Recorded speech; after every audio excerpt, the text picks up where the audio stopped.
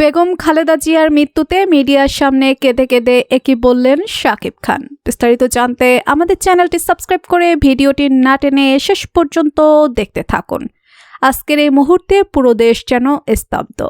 বাংলাদেশের রাজনীতির এক অবিস্মরণীয় অধ্যায়। সাবেক প্রধানমন্ত্রী বিএনপি চেয়ারপারসন বেগম খালেদা জিয়ার মৃত্যুতে শোকের ছায়া নেমে এসেছে সর্বত্র। এই শোক শুধু রাজনীতির অঙ্গনেই নয়, ছড়িয়ে পড়েছে সাংস্কৃতিক জগতেও। আর সেই শোকের আবেগ আর ধরে রাখতে পারেননি দেশের সুপারস্টার শাকিব খান। মিডিয়ার সামনে এসে কেঁদে কেঁদে শাকিব খান বলেন, আজ শুধু একজন রাজনৈতিক নেত্রীকে হারিয়েছি একজন সংগ্রামী নারীকে, যিনি এই দেশের ইতিহাসের অংশ। কথা বলতে বলতেই আবেগে ভেঙে পড়েন তিনি।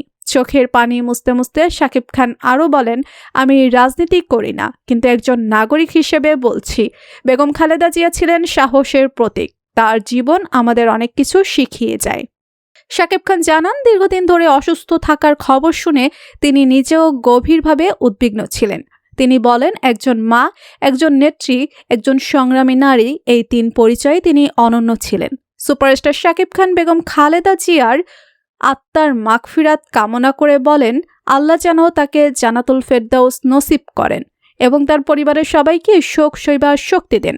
শাকিব খানের এই আবেগঘন প্রতিক্রিয়া মুহূর্তেই সামাজিক মাধ্যমে ভাইরাল হয়ে যায়। অনেকেই বলছেন, রাজনৈতিক মতের ঊর্ধ্বে উঠে একজন মানুষের প্রতি এমন সম্মানই একজন বড় শিল্পীর পরিচয়। আজ বেগম খালেদা জিয়ার মৃত্যুতে পুরো জাতি শোকাহত, আর শাকিব খানের চোখের জল যেন সেই শোকেরই প্রতিচ্ছবি। শেষে একটাই প্রশ্ন, এই শোক কি কখনো পূরণ হবার?